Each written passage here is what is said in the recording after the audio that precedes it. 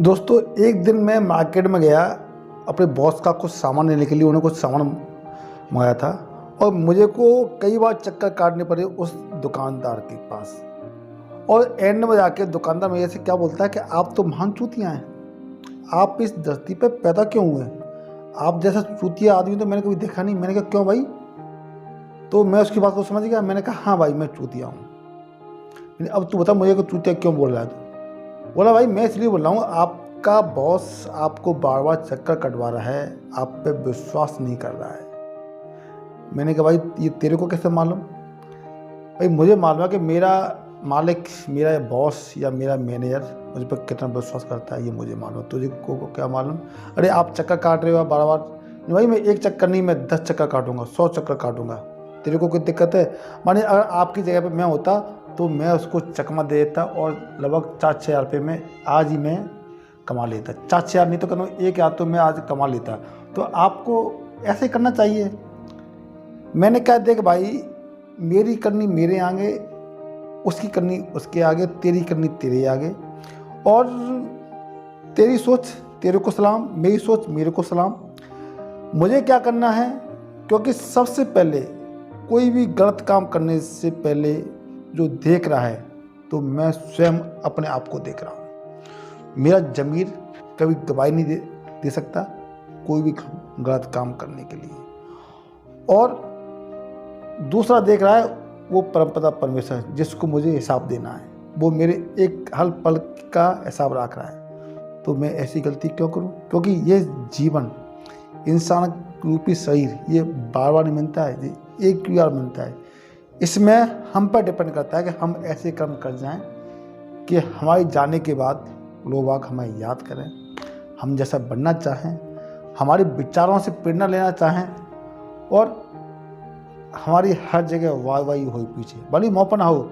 जिस इंसान की पीछे तारीफ होती है, मान लो वो अच्छा चल रहा है और वो अच्छे कार्य कर रहा है, उसके कर्म भी अच्छे हैं, उसके विचार भी अच्छे हैं और उसकी सोच भी अच्छी है। तो ये बात सुनकर वो दुकानदार बिल्कुल चुप रह गया। मैंने आप किस प्रवृत्ति के इंसान बने हुए हो भाई? ऐसा इंसान तो मैंने पहली बार देखा है। मैंने भाई पहली बार नहीं, बहुत सारे टकराते हैं, मगर तेरे को उन्होंने ढंग से एक्सप्लेन नहीं किया होगा ना। तेरी बात को उन्होंने हाँ में हाँ कर दिया होगा, मगर मैं तेरी बात को हाँ में हाँ नहीं किया, वरना मैं करने वाला हूँ। क्योंकि यार जो ईश्वर मुझे दे रहा है ना, मैं उसमें खुश हूँ। मेरी फैमिली खुश है तो मान लो मैं भी खुश हूँ। जिस छोटी सी पूंजी में या बड़ी पूंजी में मेरी फैमिली खुश है, और मुझे क्या चाहिए?